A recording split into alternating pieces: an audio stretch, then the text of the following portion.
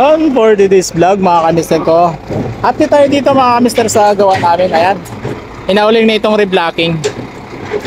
Ayan, at dito na side, ito yung pinakatapping. Ito yung unang gawa natin.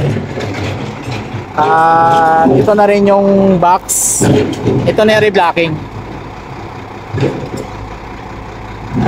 Ayan, mapapansin nyo dyan mga kamister yung bagong buhos natin.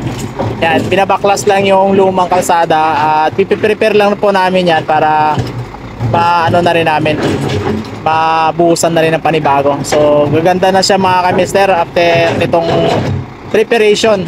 Hauling muna kami. At yun na nga mga kamister ko, ay pagod na ang lahat at gabi na. Ayan, bali ito yung ginawa namin mga kamister.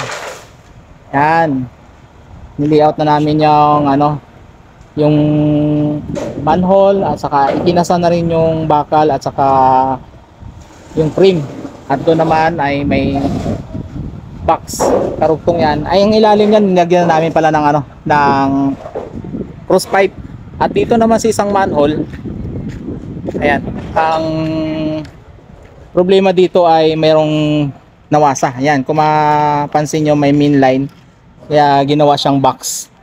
So dapat sana yan, puro cross pipe na lang.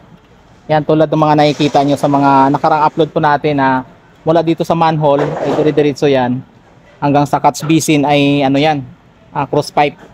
So medyo maraming lupa kasi naghukay tayo ng cross pipe mga kamister ko. Ayun sa banda roon, yung sa side na yon ay nahukay na yon, nilagyan na rin ng cross pipe at saka itong pangalawa. So, pansin nyo, magulo pa yan mga kamister ko yung ang site. Ayan, ang daming lupa.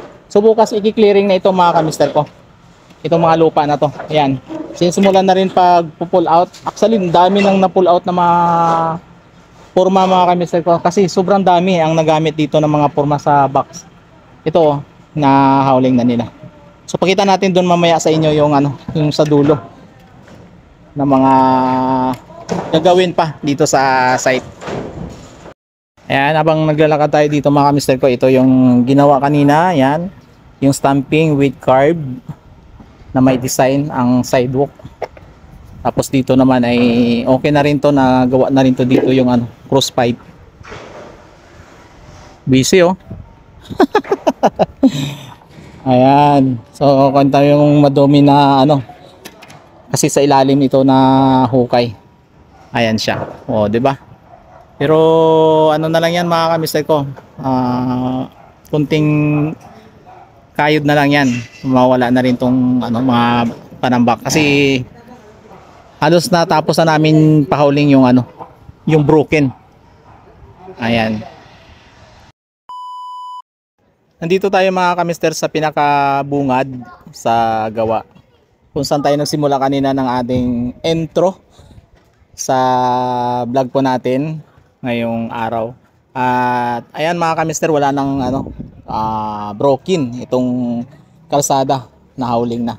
So piprepare na lang to bukas mga kamister ko. Ayan, kung napansin nyo kanina may mga hukay tayo dun sa bandang dulo, kaya wala na yung mga kalsada na taas, yung broken ay hinauling na. Tapos nagbaon na rin tayo ng mga tusang o concrete pipe para sa tawid po natin itong manhole na yan.